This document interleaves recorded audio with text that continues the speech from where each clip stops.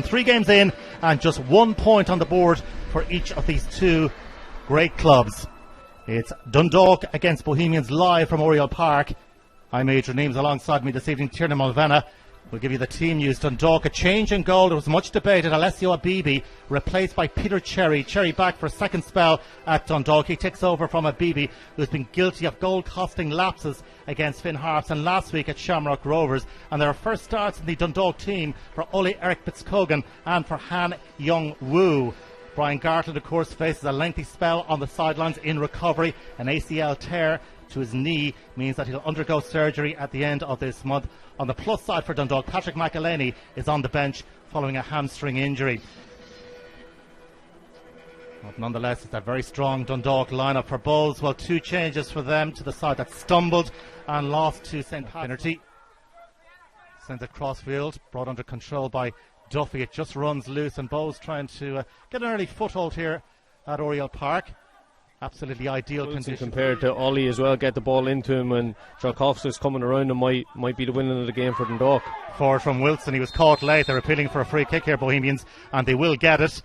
Tarek Wilson making his first appearance in the colours of Bohemians, and as a result, Anto Breslin. Sam Stanton trying to latch onto it, and good, strong, surging run. And now Han, he's been held up, and there's going to be a free kick, and the referee is reaching for a yellow card, and Finnerty into the book early on at Oriel Park. It was great play by Stanton. I think it's a thing that Dundalk needs, someone breaking from midfield and someone just pinching them balls, and it makes them able to just hit more on the counter-attack than probably in the last few games that they had, when a lot of the game was probably out wide. Contrast in the way they started this season, both Dundalk and Bohemians. Hard to believe that both are looking for their first win. Here's Han making his first start for Dundalk by Cleary. Now Yurkovskis. Han through the middle. Neat layoff from the South Korean. And Yurkovskis sends it crossfield looking for Duffy, who brings it under control. And Michael Duffy with the shot. Free header for Keith Ward, 4 from Shields for Dundalk. Tyrek Wilson under pressure from Han. Good news for Bowes today with the announcement of funding as part of the redevelopment of Dalymount Park, which will eventually. Opposition player. Cleary goes in with a challenge, and the referee has pointed to the spot. Foul on Ross Tierney. Now Dundalk perhaps suggesting it's on the edge of the area, but the referee has pointed to the penalty spot. I think personally it looks reckless, to tell the truth, from Dan. I think it is inside the box as well. If what we can see, obviously the sun's shining probably down on us a wee bit, but it looks to us as Tierney's got just there before Dan Cleary, and I still think it's reckless. I think he is coming more from behind than he is at the side. Well, it will be Georgie Kelly to take the penalty for Bohemians. Got off the mark against Longford Town in that 2-2 draw at Dalymount Park a couple of weeks back. But Kelly against his old club to give Bohemians the lead at Oriel Park. And there's a yellow card brandished in the direction of Pat Hooban. It's a big moment early on at Oriel Park. Kelly for 1-0. And he scores! Keeper goes the wrong way. Peter Cherry, and it's drilled into the net. If they do win the ball back, you can see the men flooding forward, and they're not afraid to break out of the defensive structure that they have. Played forward by Yurkovskis for Han. Finnerty across from the middle.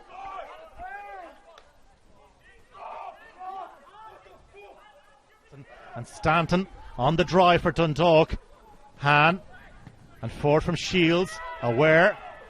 Thanks to a brace of goals from Conor Davis off the bench. And then last week beaten at home by St. Patrick's Athletic. High-flying St. Pat's, who also won this evening. One in the air by Finnerty. Hooban onto the loose ball. Free kick award. Referee allowed play to continue. Maybe even Robbie Benson. So I think it's something that they need to look at. Coote rolls it back to Shields. Han. Mitskogan. Clever turn. He's looked very impressive so far, Mitskogan. Preferred tonight ahead of Ryan O'Kane. Duffy teeing it up for Mitskogan, the Norwegian, who was with that Klaksvik from the Faroe Islands. Hooban under pressure on the turn, manages to get his shot away, but no real power. A wee bit more in behind than Pat or Ollie, who haven't got the pace of, say, Michael or or even move if he could lay it off to him. Mitskogan leaves it for Han. Now Mitskogan. Neat control for a big man here. Dummigan prods it forward, looking for Pat Hooban, who was off and running in the opposite direction. You can see again once the ball forward, looking for Hooban. Got enough on it to pick out Han. And now Mitskogan. Again, Bows channeling bodies behind the ball. Mitskogan, who'll celebrate his 26th birthday on Monday, lays it off to Hooban in the wide right position. They need him in the middle. Han is currently in the middle. Duffy towards the back post. Here's Sam Stanton. And Hooban, the ball ricochets back to the Bows netminder. Swings it in with that left boot. Stanton is there to head it clear for Dundalk.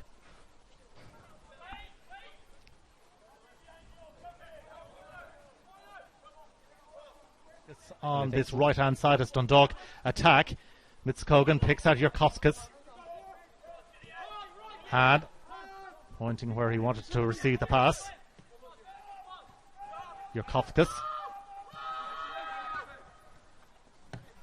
Shields inviting the run there of Sam Stanton. Hooban's layoff for Han and Stanton. Mitskogan. It's Jurkowskis for Han. And Han trying to create some space to get in and across, but a little overzealous with the challenge on Tyrek Wilson. Don't think there was anything in that either. Like, I just think so much guile. Ali Coote, we saw it very much in evidence in the colours of Waterford last season. Sends it down the line now for Mitskogan. Mitskogan faced by Cornwall and seen out by Lyons. And that's the last action of the first half. And it's been a good first half, Tiernan Mulvanna, for Bohemians, who lead 1-0. Yeah, they'd be delighted, I think, Dundalk. Certainly last season. And a change imminent for Dundalk. So Patrick McElhaney. Han is going off, and Patrick McElhaney back after that hamstring injury. So Dundalk fans will be delighted to see McElhaney back, but Han sacrificed at half-time, Tiernan. Yeah, I don't think the middle three actually were kind of the problem. I just think Dundalk trying to keep the ball was probably more the problem, but it's hard to come in for your first game and to be took off at half-time, but he probably played a wee bit high at times and probably left too many gaps, but I think with Dundalk it's a massive, massive thing that Patrick McElhaney tries to stay fit for them. I think, as the Dundalk fans would say, if there's no fats, there's no party. So is that what they say? That's